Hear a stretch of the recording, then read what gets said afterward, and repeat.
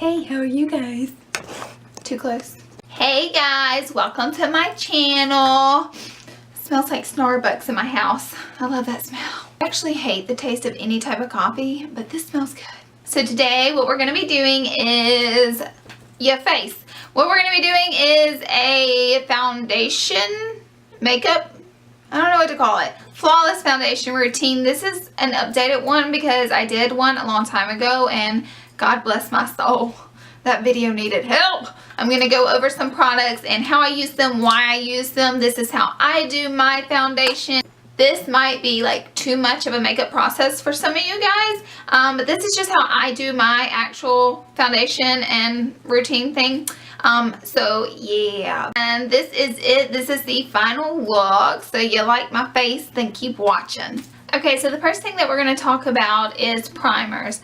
There's probably 100 different primers out there in the market, but if you have oily skin, I recommend going with a silicone based primer. The one I'm using today is the Too Faced Primed and Poreless one, but the ones that aren't silicone based are kind of hard to come by.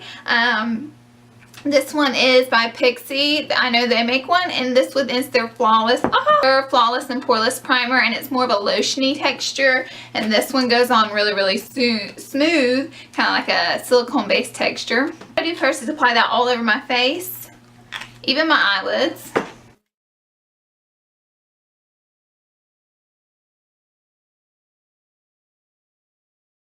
Next, what I want to get into with you guys is foundation and how to apply them. This is my favorite right now. It's the Neutrogena Skin Clearing Foundation, and then it's a medium protection foundation. I actually have a whole review on it if you want to see that. And then this one is a very heavy coverage foundation. Maybe if you have a lot to cover up or you just like the heavier foundations. This one by Sephora, the 10-Hour Perfection Foundation, is a really good one, and I have a review on it as well if you want to check out these two. But I'm going to go with this one today. I feel like the heavier the foundation, a little bit oilier my face gets. So I'm going to go with the Neutrogena one. I want to go over some brushes to use to apply your foundation. The first one is this one by Sigma. I've been loving lately. It is the Duo Fiber F50 brush. It's just a really big stippling brush, and I can't hold on to anything today. Really nicely smooths out your foundation, and I like the size of the brush. And another one that you guys have seen me use in a bunch of tutorials is the Real Technique stippling brush. It's a much smaller stippling brush, but it does get the foundation smoothed out fairly well. I didn't really have any problems with this one whatsoever. I just like the bigger size of the Sigma brush. And then Real Techniques also makes the Expert Face brush, which looks like this. It is not a stippling brush, which sometimes I use this to contour my face because that was just way too small for me to blend out my foundation, and I felt like it took away more foundation than it was blending it out. One more thing I want to go over is the sponges. A lot of you guys are hearing about the Beauty Blender. This is a knockoff of a Beauty Blender because I could not justify spending $20 on a sponge.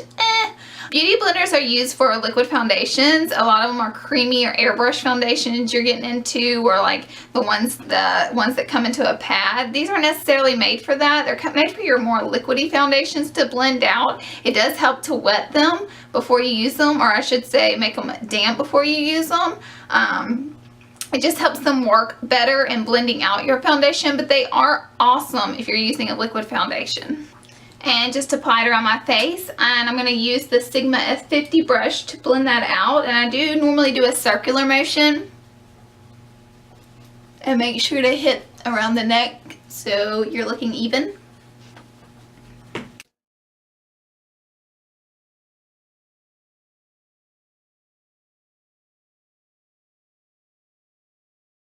I wanted to say be careful whenever you're blending out your makeup, because if you blend for too long, at some point you're no longer blending it out. You're actually taking off the makeup. And a really important fact I wanted to go over is the translucent powders. I know you guys have heard about these all the time, but I kind of wanted to go over them. There are a lot of powders out there, and you have to ask yourself, well, which one of these is a light enough powder to go over my foundation? You don't need to use a foundation powder over your foundation. You're over applying things to your face, and you're going to end up gooped up and kind of turning oily and a mess. How do you know if it's a foundation powder? Most of them say it. This next one says foundation powder, and if you look on the back of this Forever 21. If you look on the back of this Makeup Forever powder, it says powder foundation. So majority of them say it. Then you get into your translucent powders, which they appear kind of scary because you open them and they are white and you're like, I do not want to have a white face. No one does. They don't come off this white. If you're familiar with them, you know that. One is by MAC, is the Prep and Prime pressed one, and then this one is by e.l.f. It's a $6 one that is awesome.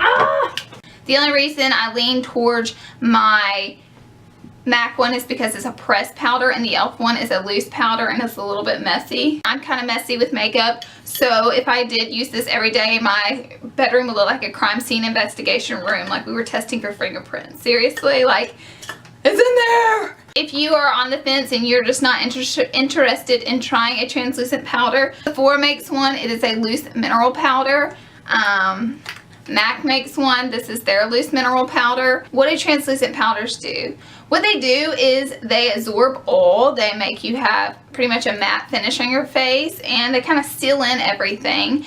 What I normally do next is concealers. I do a 2 steps. I normally do the MAC Prep and Prime that primes my face for the concealer. This is kind of a dramatic step, and it doesn't have to be done. And then I will apply the concealer, and let me show you now how I do that. Just the Prep and Prime stick, I normally go in like a outward motion with it. And I do this under my eyes and kind of drag it down on the cheekbone because we're going to apply the concealer to this area. The brush I'm using with my concealer is my favorite brush ever. It is the Sephora's Airbrush Concealer Brush. It is number 57 and I love it. You can even rub your concealer in with your 4th finger because that is your lightest finger, and it's not going to be rough on your under eye area. There are seriously so many concealers out there on the market. Just play with them, find your favorite one. I like liquid concealers. This one by NYX is my all-time favorite, and I always go a step lighter than my actual face color because I want it to highlight the area as well.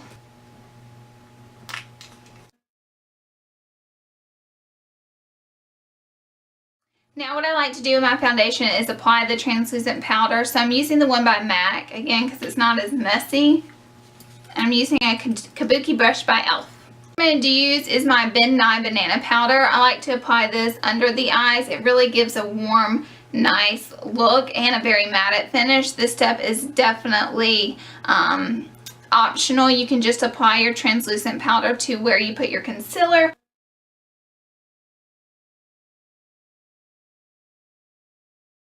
A little bit into the contouring side of this. To contour my face, I definitely prefer using a really matted brown color. This is Blunt by MAC. It is an awesome one.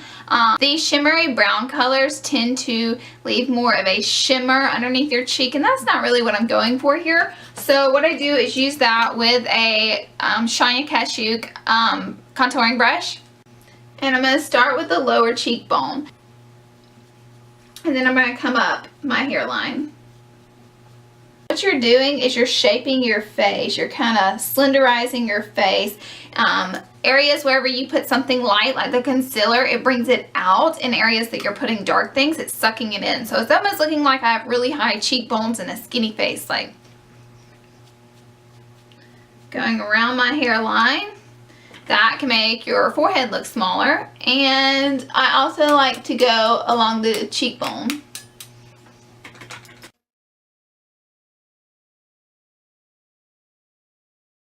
Down the nose, the sides of the nose.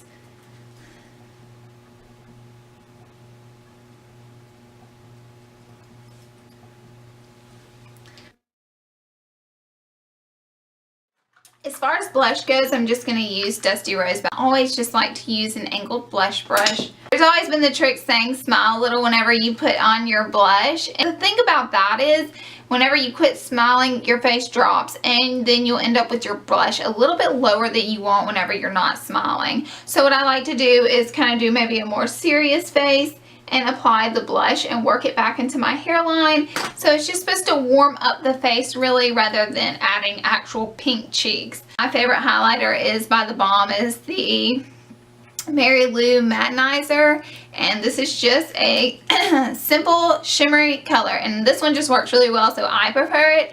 Honestly, you can use a shimmery eyeshadow that you have, but make sure it is a fine grain shimmer. It doesn't have glitter in it, and make sure it's not a white eyeshadow. It's more of a yellow tinnish champagne-y color eyeshadow. I always hit the upper cheekbones, which just gives me a really nice glow, and a little bit down the nose. And now I'm going to do my eyes. Okay, so my eyes are done, and that is it. Thank you guys so much for watching this video. I really appreciate it. I hope you guys got some insight about doing your face makeup and learned some things. If you think this is too much makeup for you, that is absolutely fine. This is just how I do my makeup and the reasons why I do it like this. Maybe you could take a few steps from this, or none at all. Maybe you just like to watch the video. But I'm happy to have you here. Thank you so much for watching this video. Please subscribe to my channel. I would love to have you guys as a part of my beauty community, and thumbs up this video if you liked it. And all product used will be listed down below in the description box.